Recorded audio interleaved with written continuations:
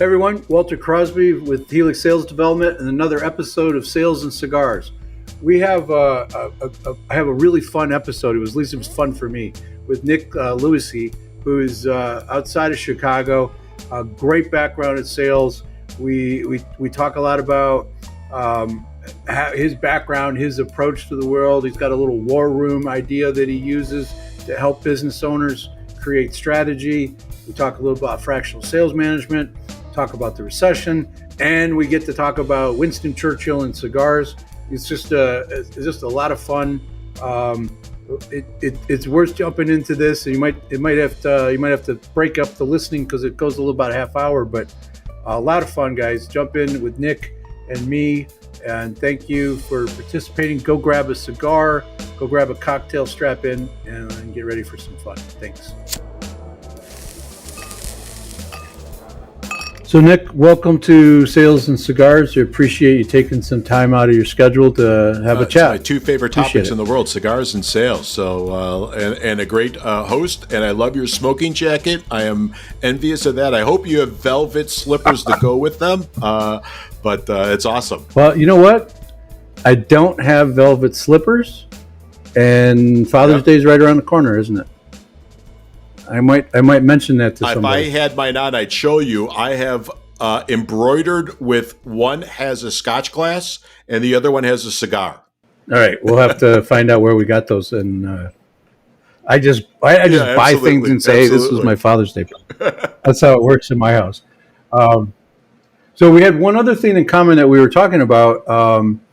Our daughters are both going to the same little university in Kentucky. Go Cats. That was another Go cool Cats. coincidence. Like, there you go.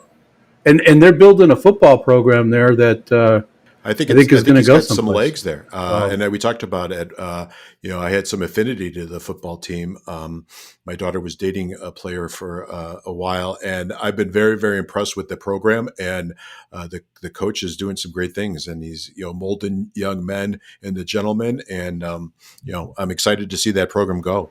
And you got to see that firsthand. But he's got a reputation for building programs based on character and good work ethics and getting the kids to do what they need to do. So I'm a Michigan guy, so I've always had a little challenges with the SEC, but I've been rooting for them as often as I can. So all right, so let's kind of jump into we know each other from the fractional sales management, sales QB world. And I'm kind of curious, everybody has a different take on fractional sales management or fractional sales leadership. Can you kind of share with the audience as to what's a good fit for Nick and what it is that you feel is a good it's a great question, Walter. And I think each engagement sometimes has a tendency to be a snowflake, if you will, right? So you kind of have to take a look at what's the objective of the client that you're bringing on and what do they need? And many times it ends up they don't know, right? So you kind of have to get in there, get under the hood, so to speak, get your hands dirty with the sales team. We'd like to start out with an audit. I actually like to start out with mystery shopping, right? Which is part of the audit, not part of the audit. And so I do an aggressive mystery shop and kind of take myself through their entire sales process to the best that I can and just figure out what's going on.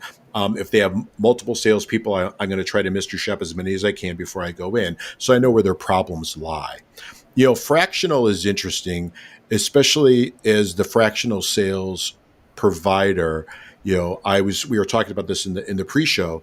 I end up, because sales is, fractional is known in the CFO world, right? The fractional CFO. It's even very known in the fractional CMO world, the marketing world, so to speak. And HR is coming along too. They're doing it. HR is very much, but those tend to be a little project orientated, right? Where, okay, I got to close the books. The books have to be closed by the 10th of the month, right? And so I'm looking at the AP, I'm looking at the cash flow. That's easy because it's transactional. Marketing is project orientated too, or maybe you're dealing with the vendors, right? So I got an SEO vendor, I got a Facebook vendor, I got LinkedIn vendor. And so you're managing the vendors through a process. where I struggle Yep. and I'm transparent is in sales. It's really day to day. You're in the grind, right? You're moving the sales team through. You're moving deals through. And I joke when I kind of talk to people about it. I'm like, I've got right now, sitting on 7 clients, different levels of engagements. I've got 7 different CRMs I got to understand, right? 7 different Slack channels if they're on Slack or GChat that I got to manage, 7 different emails, and amplify 7 times X of salespeople. And if you deal with salespeople, that's not joyful. That's not, you got 7 different, let's say, zoos that you're trying to manage on a daily basis. And hey, listen, I'm Exactly. the zookeeper, right? And I say that with love and admiration. I've been a salesperson my entire life, carrying a bag, and so I think the fractional sales leadership is great for some, right? So coming in and getting if you're coming in from a strategic perspective, it's phenomenal, right? Where do you want to go? How do you want to get there? Mm-hmm. What's your ideal customer profile? What's the messaging? What's the playbook look like? And then here's how you sell stuff. And I'm going to stay on, I'm going to help you, and I'm going to transition you to get somebody on. But I think when you're looking at the salesperson, the fractional sales leader, and you want him in the muck each and every day, that's difficult. And it's difficult for all parties, right? And it's difficult for the sales leader because he's not going to be set up for successful. And the team needs that coaching. So I think you come about it with strategic, and then you get in the grind and say, let me coach your team. Let me be the outside third party that's coaching the salespeople, and let's get you a manager on. I know you take that approach, and then let me coach that manager. Because I think the most difficult Yes. position in any organization is that sales manager, right? We take the best salesperson and we elevate him to sales manager. And so what we've done is taken a lone wolf DNA that's used to hunting and now made him in charge of the pack. And he doesn't want to be in charge of the pack. He wants to hunt and he wants to play golf. And he doesn't know how to. We don't know how to do it. No one's told him. No. And then now we're mad, right? And so we've taken a phenomenal salesperson and we've created an environment where he cannot be successful in any way, shape, or form. And now everybody's mad at each other. And then he goes on to something other. And he goes back to selling. So you lose the revenue for that person. You piss off everybody in the organization. You frustrate everybody. And then that person can't go back into sales. So what does he do? He goes back to your competitors and he takes all those great sales skills and all that knowledge and competes with you. It's a terrible idea. And I know because it probably happened to you. I was multiple times promoted to sales manager because a couple of years hitting your numbers, they're like, oh, you must know what you're doing, because the business owner didn't. And I was like, who doesn't take the promotion? And then once I told this, I had a little talk the other day, and I told this story. I'm sitting at a party feeling pretty good, right? End of the year, Christmas party. And I get, the 2 partners come over and say, want to talk to you. So I'm at the bar. They offer me this role. I say yes. On the way home, my wife asked me the question, have you ever managed a group of salespeople before? And I'm like, no. She says, have you managed anything before? Not really. Right. So what are you going to do? And so I'm going to have to figure it out. How are you going to do that? I have no idea, but I'll figure it out, right? But what guys like you and I do is we figure it out so that we don't fail. But it's an incredible amount of work, and I don't know. It's a huge mistake. So I love the idea of approaching it from a strategy aspect. Like, let's talk high level. Let's figure out what we really want to do. What do we have that's working? What's not working? How do we fix those things? And I'm curious about this. We always start with, you call it an audit. We have like an evaluation, and then we look at the process. Do they have a process? Is it written down someplace? Are people following it? Is it just some illusion?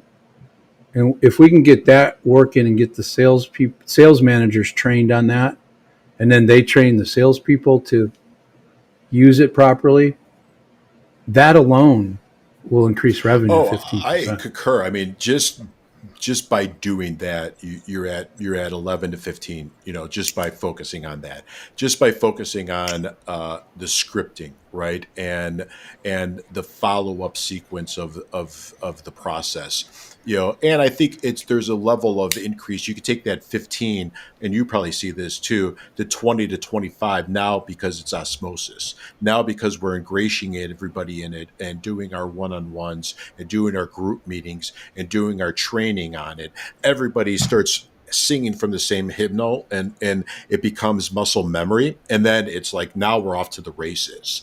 And you have a language that everybody can speak. you have a language. Yep. Everybody's saying the same things, and you're testing, right? And I think once you get the process right. So I'm an old direct response guy too, right? I came up the ranks with Jan Kennedy in direct response, and that was my marketing.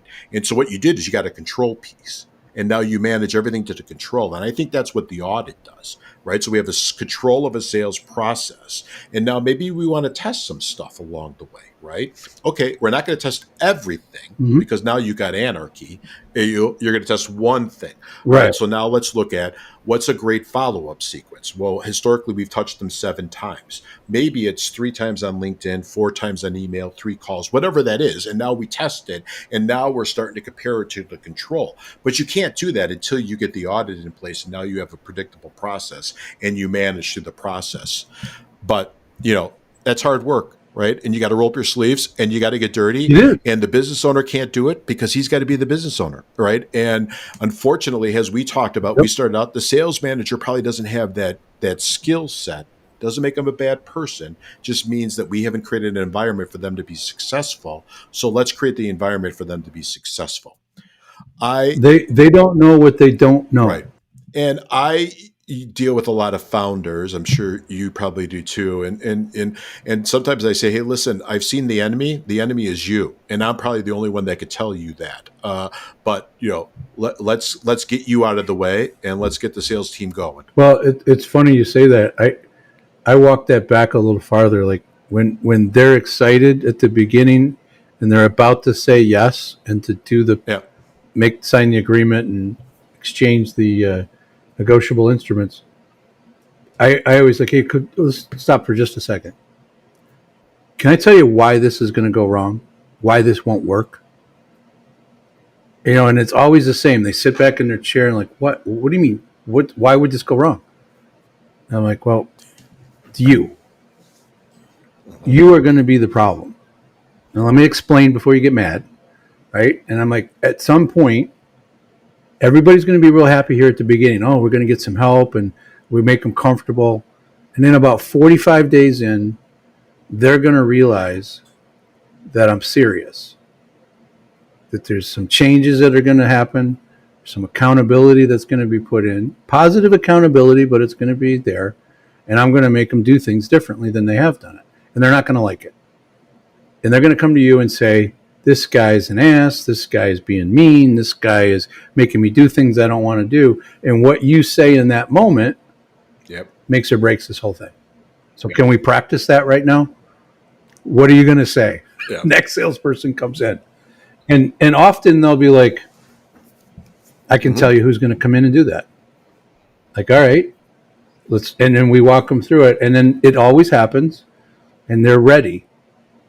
And then they come back to me and like, hey, you remember we talked about that? And I'm like, yeah.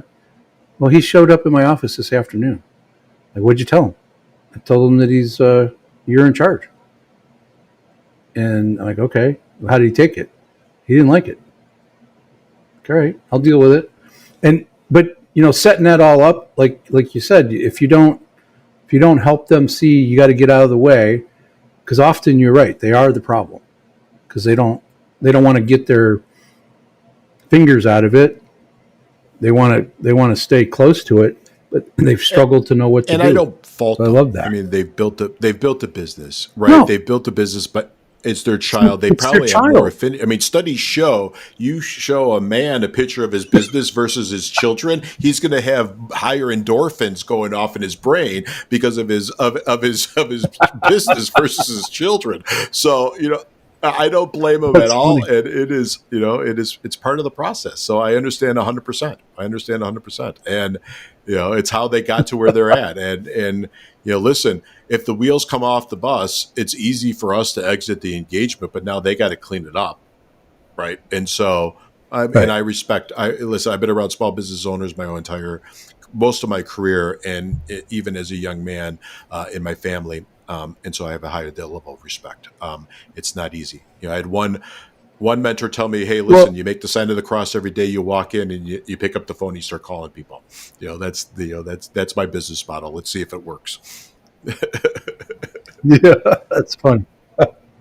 Um, there was something on your website that talked about a sales war room, and the concept was intriguing. So, can you Yeah. talk a little bit about how you use that and describe it? And Thank you. I Yeah, think it's really it's something interesting. that we've done. I did it in a past life with a company, and I brought it kind of proof of concept on somebody else's dime, and then brought it to my own practice. And so it's based on really the theory of constraint, right? So in every sales process, there's a constraint. Somewhere along the way, something is clogging up the sale in the pipeline. And so what we do is we bring them in, and usually it's done with max four, right? Sometimes if they have a big team, you could just do it with them, but you could have four other business owners, non-competition and you have everybody in essence Venn diagram or diagram out their sales process. So it goes back to kind of what we're dealing with. And you focus on the messaging and you Hmm. focus on the offer and you focus on everything in the process. And then what we do is we kind of means test what's going on and where are sales getting broken up. And so what we then do is reconstruct their offer, reconstruct their process, reconstruct their messaging in a workshop environment, in kind of a mastermind, because you have a bunch of other owners, and so you could kind of test it along the Sure. way. And we want them to bring a key staff or key staff people there too, because they have to, if they don't engage us, they then take this and it's butcher block paper, right? And we roll it up and they've got it all sticky noted out and they've got different color sticky notes for different things, right? Email is blue, phone call is yellow. It's all out for them. We tape it up and we send it home with them. Get on. I'm in Chicago, so they got to go to O'Hare. They go back and then they roll it out and show the staff. And then we get on a Zoom call back in the day, right? Nowadays we do that. Get on a Zoom call and say, okay, what did you hear? Where did you means test it? And where did they say, yes, it will work or no, it won't work? And now that's your new sales process, right? That's your new script. That's your new scripts and everything along the way. And now it's your job to implement it. But what we found was goes back to your thing, your conversation with the owner is everybody's excited but nothing gets really implemented. Nothing goes into the memory or the Right. hard drive or the muscle memory because that's the hard part. It's easy to be in a room and have a good steak dinner, and kind of BS around and pontificate. But you got to take it back and you got to implement. And so that was the genesis of me doing what I do now is to say, okay, great, you've got it done. It's been 3 months, you have them implemented. Let me come in and help you implement it. Right. But it all starts with the war room. And if they're big enough and they have a sales and marketing, then I will just bring the sales and marketing and I won't have a lot of other people. Like I'm only going to do two groups because it's going to take a lot more time because we got to look at the glide path. We got to Sure. look at what their inbound looks like. We got to figure all that stuff out. And it allows them to really craft their messages. Messaging and it's really a go to market 100%. strategy there, right? I mean, 100%. to and that you get their ideas flowing, you get the juices flowing, and then you give them a chance to work it through, test it, and then you come back and you like they probably didn't do a good job, so now you have an Yeah. opportunity to be able to help them. But they've had the chance to really experience and understand what it is you're going to do. The That's a other great thing that idea. I we love it. did Really great. with that is and I'm going to bring it back. I've actually had a group of people that wanted me to do it for a specific niche. And we did a role room just on hiring. And so what we do is we create an ad, right? And it's a direct response ad, right? So here's who we're looking for. Here's who we're not looking for. And we actually deploy that ad on Indeed or Glassdoor or something, and then the next day we start seeing if there's stuff in there. Then we, in essence, create their sales playbook for hiring, right? And so we create all the documents. So here's the job description, right? Here's create a sheet that's called what winning looks like, right? So so you sit down with the new hire and say, here's how you win. Here's how I win, right? And the worst thing, and you find this all the time, they can't even figure out the compensation plan. They're like, 13-year veteran. How do you get paid? I get a check, And is it what you think it is? I don't even know what it's supposed to be, right? So we create a playbook for them in the war room, and this is obviously shorter, right? It's a day and a half that we do these compared to the bigger one of here's your hiring plan. And here's how you set people up for success, whether it's a salesperson, an account executive, an inside salesperson, a BDR, an SDR, whatever you want to do. And I think we're going to have to be more strategic in our hiring. And not everybody is. And in the past, it was easy to just kind of put an ad on Indeed, hire them. And, I don't know about you, but when I got hired at my first sales job, my best mentor in the world, Art Kent, said, there's the phone, there's your cubicle, the white pages are there, start calling your network, and their sales trainings on Mondays. See ya, and Wow, and you they were got good sales about training. that. Art was good about that, but it was like, okay, here's the scripts. Let me memorize the scripts. But we don't set people up for success, and we need to set people up for success, and then we get mad. Oh, that's so true. I mean, I think that's a huge mistake of just how people onboard. They focus on the wrong things. They're talking about product, right? And what you really, I believe, you need to start with is that who's our customer? Who's our ideal customer? What are their problems? How do we talk to them about their problems?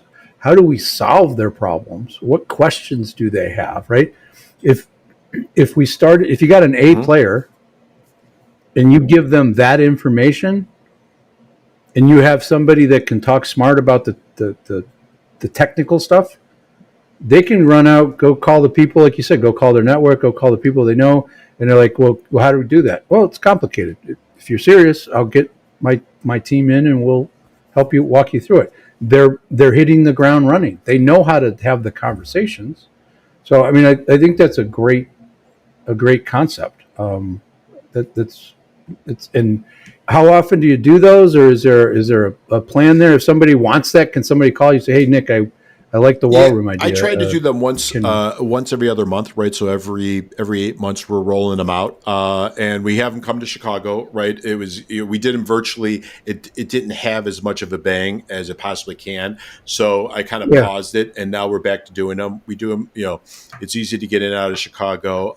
I do them in the suburbs, so it's pretty close to O'Hare.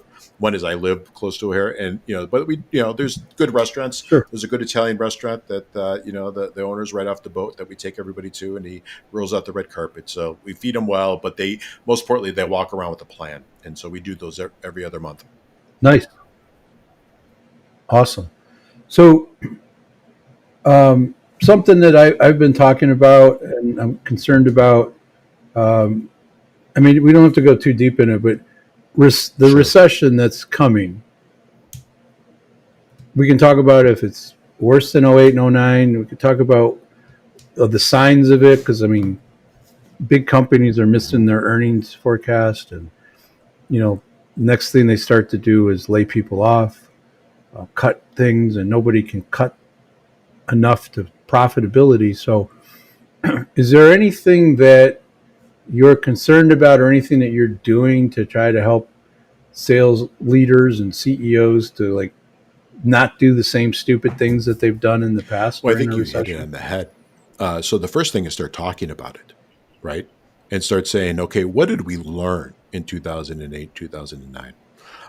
And I certainly have shrapnel still, from that time, and mistakes that were made. But the biggest lesson that I learned, and I'm sure, Walter, you have the similar thing, and you may have clients, is I saw it coming, and I didn't want to believe it was going to come.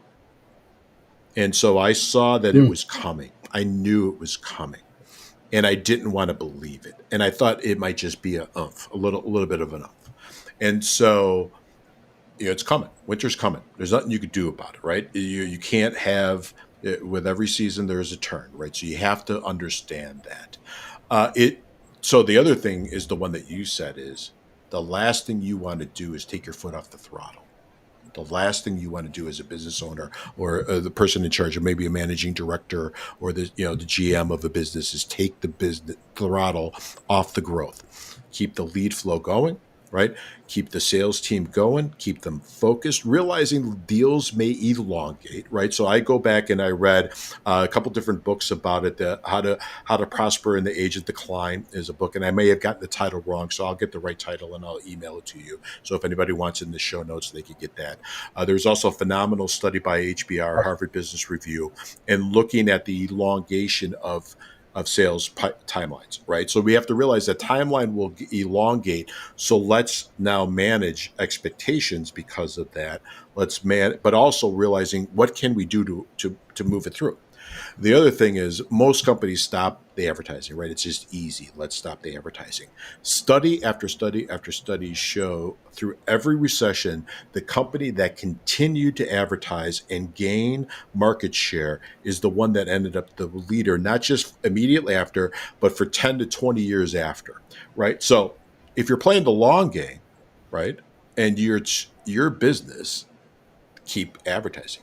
Keep going with sales. Keep getting sales talent.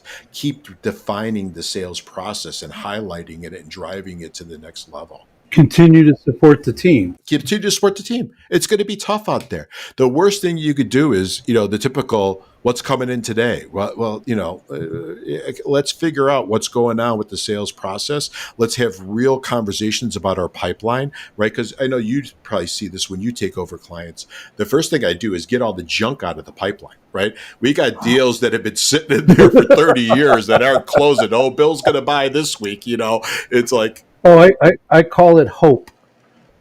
And hope, the last time this country banked on hope, we had 8 years of right. But hope isn't a strategy. I always say, right? And hope will not feed my children. And Chase will not allow me to pay my mortgage on hope. So you got to have a real conversation. You got to have a real conversation about the pipeline. It's okay to jettison stuff out of there, right? And it also allows you to, there's going to be talent, right? There's going to be good talent probably because your competitors won't. So now let me get a guy or gal that has got a book of business and a skill set and can help me move that needle and take it on the chin. And that's one of the biggest points is like you can thin the herd a little bit in your sales organization, get rid of the underperformers, but make sure you're getting rid of the right people. Right? I had this conversation 2 weeks ago with a CEO, and we had showed him that the worst salesperson he was convinced was his best salesperson. And I'm like, okay, so tell me why you think he's the best salesperson. Well, he's always got the biggest revenue. Like, okay, what else? Well, that's it. He's always got the most revenue. Like, okay, so let me guess. I'm going to just take a swing in the dark. He's got less than a half a dozen large accounts that he's had for the last decade. Well, yeah. Okay. I understand. He's managing those accounts. He's taking those orders. He's doing everything he should do with those. He's not a salesperson. He's an account manager. So if we go into a recession, he's somebody you want to keep around to make sure that he's taking care of those. But he might lose one of those, and he's not going to be able to backfill it. So who's the young stud or studette that is out there opening up new accounts that we can help develop so they can keep opening new accounts? And let's nurture those people too. It's just getting them to change their perspective. But the other thing that you said was that most people are just kind of like putting on these blinders. Yeah, I know it's there, and we don't want to talk about it, and we don't want to think about it. And then all of a sudden they're in a reaction mode.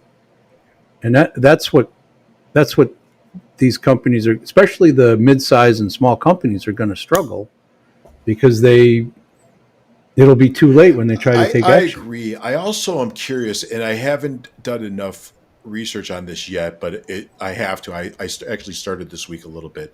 Is how is access to credit, right? Because 2008 credit freed up. I had a company there. You know, same bank on bank deposits would still not be funds would not be released for 6, 8, 10 days, right? A Chase Bank to a Chase Bank check being deposited, 30K check, 40K check, whatever the size was, 100K check, they were slow to release the money. Everybody was holding on to money for some points. Line of credits, I had a line of credit for one of my businesses, $500,000. I blinked and it was down to 80,000. You know, and so that was the difficulty in 2008. I don't know how access to credit is. There was a lot of free money, cheap money floating around for a long period of time. That will be the difference. And I don't know. My other fear is, the housing.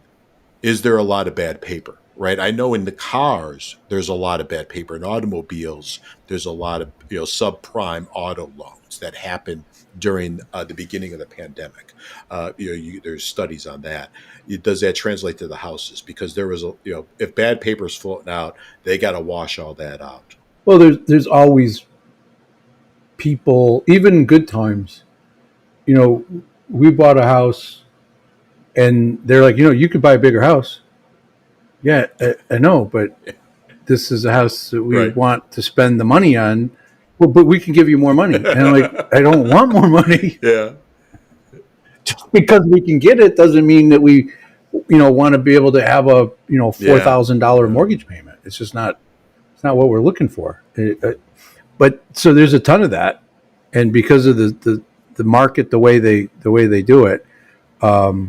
Especially with mortgages, there's plenty of that out there. So you're right; that's going to wash out. That's a good point. The credit availability is going to have a huge impact because money's just been flowing around here for the last 24 months, and I think that spigot will be turned off too. I think it was just today. I do for one of my businesses. I do banking. The processing of invoices and all that is through QuickBooks, right?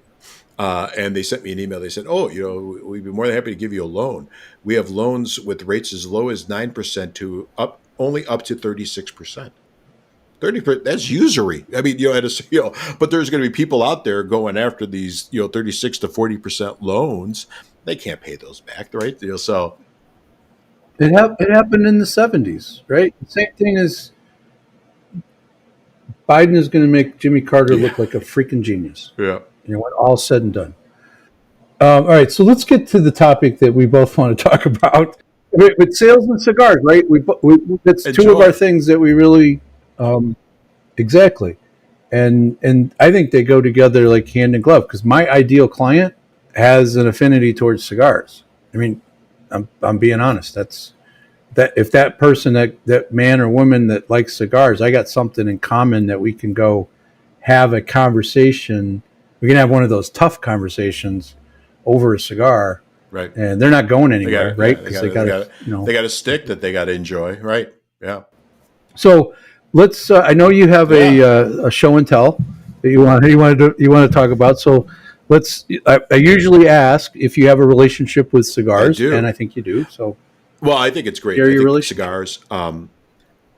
I started out, selling, and then you evolved to kind of a more business development and that type of work. And it did a lot of work on the golf course, right? Cultivating accounts. And that was something you get them for you. I got 4 hours, right? And then we got the 19th hole, which is the most fun. And I got a cigar, right? And so I always had cigars in the house, right? Because I was always bringing them out. You got to bring out, them for everybody at the golf thing. And so I grew an affinity for cigars, and kind of people taught me. And so and I grew up with a grandfather that always smoked cigars, but he would smoke the Italian rope cigars. I don't know if you've even seen those, but listen, when you stole one from him and you tried it, it was horrible, right? So my first, they talk about putting hair in your chest. That would do that. And so cigars have been a big thing in my life and a big part of business development. for a long time, For a long being on the time, golf too. course and enjoying 4 hours with a client or a prospect, getting to know them under duress, getting to know them. Well, geez, you 4-putted, but you said you got a 3. Okay, so I'm going to know what kind of person you are in the thick of things. And I have a wife that allows me to partake in cigars just like you do, right? So when we go on trips, we just came back from Florence. She allowed me while they went shopping. Nice. I could have a beautiful environment of have a nice cigar. And back then you get some phenomenal Cuban cigars in Italy. Have my Negroni, have my Sure. coffee, and just enjoy it. So I showed just real quick. This is just one of my Nice. desktop humidors. Desktop. It's really, really nice, and then I got just a ton of Davidoffs, right, and then some Monte Cristos, and then some Cubans. So my favorite cigar that I've been enjoying is the various Churchills, right? So the Davidoff Churchills, and I love Winston Churchill to begin with, right? I think he's a great historic character. That's another thing we have in common. To me, he was like the greatest politician, orator, speaker of the truth. I mean, he came out about Hitler 5 years before anybody else really understood who he was, right? And like, this guy's trouble. He said it in Parliament multiple times, and I interrupt, but that's another thing we got in common, Nick. I think what we do is speakers of the truth. You just gave it one example while you and I were going through that of the speaker of the truth of saying, okay, great, he's your favorite salesperson. You love him. He's putting up $500,000, but he's not a salesperson. He is an account executive. Nothing wrong with that, but he's an account executive. That's great. Oh. But just so you know, you're going to lose 25% of this book of business. It's just going to happen because, we got to go shop this out now, and, something's going to happen. He cannot backfill that. So that's a speaker of the truth. And I think we talk about, fractional sales and sales in general. And I think what's lacking is sales leadership, right? The ability to say, no, this is really what's happening, right? The data shows me X. The data shows me Y. This is who Hitler is 5 years before this is. You could have the Munich Accord and realize that nothing is going to happen, and he's just going to blow proverbial smoke up your. Yeah. Lie his ass off. Yeah. And I think and maybe has outside consultants, for lack of a better phraseology, though I think what we do is more than consulting because we actually help them do the work. But outside advisors, we could be speakers of the truth. And if we then are not worried about keeping the engagement, but doing what's right by the engagement, of saying, hey, let's go grab a cigar. We got some issues we got to talk about. Here are the 5 to 7 issues that I see. 3 of them are right now on our plate that we got to solve. 4 of them are coming down the pike. And if we don't do anything about them today, we're going to have a problem, not today, but in 3 months or 6 months. So. No, it's a great way to look at having a conversation around a cigar and probably a cocktail, but to me, it's a device to really get into the depth that you need to get into, because if you light up a $20-$25 cigar, you're not going to just toss it aside. You really got to stay with it, and it allows for the conversation to flow, and you're thinking about how you're going to end this, what it sounds like, right? But you're in it. And I have what sometimes I call and I've said this many times on the program, but I have a contemplative cigar from time to time. And it's not my idea. It's a buddy of mine, Doug Price. If you're listening, thank you. But it's like you sit there, like my office is a cigar room that I built in, I don't know, 14 or 15. And because I tried to convince my wife to putting it in the 4th bedroom, it'd be a good idea, right? Because I got the windows and clothes. I'm a good sales guy, but not that good. So we have this pole barn, and she's like, why don't you build it out there? I'm like, okay. So I'm talking to a builder buddy of mine, and he's like, yeah, we could do it. It's just a box. So I'm talking through it with my wife, and she's like, well, why do you make it a little bigger? and you can make the ceilings 10 feet tall instead of 8 foot tall. And I'm looking at my guy like, why are we doing it 8 foot? We could do it 10 foot, right? It's like, yeah, the sticks go that light, right? So I built this little room that has, two big leather chairs, an elbow bar. The area here, this area now is my office space, but it used to have a high top. I could get 3 or 4 guys out here. 2 is perfect. But I would go sit in my leather chair, which you can see the corner of, and it's just me, a pad, paper, and a pen, a cigar, maybe some music, and I'm just trying to work through an issue. I'm trying to work through an idea, creative or problem solving, whatever it is. And I got 45 minutes, hour, depending on how hard I work on the cigar, to really work it through. And I don't know. To me, it's a great vehicle for me to think a little bit. But I love your idea, right? The golf course, of course, but to be able to go have that conversation about those things that we got to get fixed. That's how we use it. It's awesome. So, is there a go-to cigar for you? The everyday cigar is probably various of Ashton, right, or a Monte Cristo. That's because it's easy for me to get to. Yeah. The local tobacco that I go to, or there's a bigger liquor store chain that also has very good humidors. I like those. I'm not opposed to asking, what do they like, right, to try. I'm going to try a cigar. Because I have the ability to pick up Davidoffs, I probably have those, but you're not smoking those every day. Maybe that's you just enjoy that. But I enjoy the Ashtons. I enjoy the Monte Cristos. Aging Room, I've enjoyed them, and that's kind of last year. That was during COVID. It was tough to find any kind of cigar, but some of them are more difficult than others. So I had a humidor full of the Aging Room. Especially there was a couple of them that were like number 1 or number 3 cigars of the year over the past couple of years. Yeah. They've had and some they're in the rankings, inexpensive, right? They're not going to break the bank. They're $14, $15 a stick, right? So that's not bad. So I'm agnostic, right? Some I don't like, right? So some I'll have, but I'll do it all. And I got my dad. He goes now to my local tobacco store and buys his lottery tickets. So I said, well, when he wins, so I told the guy that sells it to him, I said, when he wins, you better have a box of Dunhills or something for me, because I'm sending him in there every day. Yeah. Right. Payback. Exactly. Yeah. Those are all great cigars. I like experimenting, but I always have 1 or 2 boxes of Padron 4000s in my. It's just like it never goes. Yeah. Bad. I mean, there's never a bad stick in the bunch. They burn well.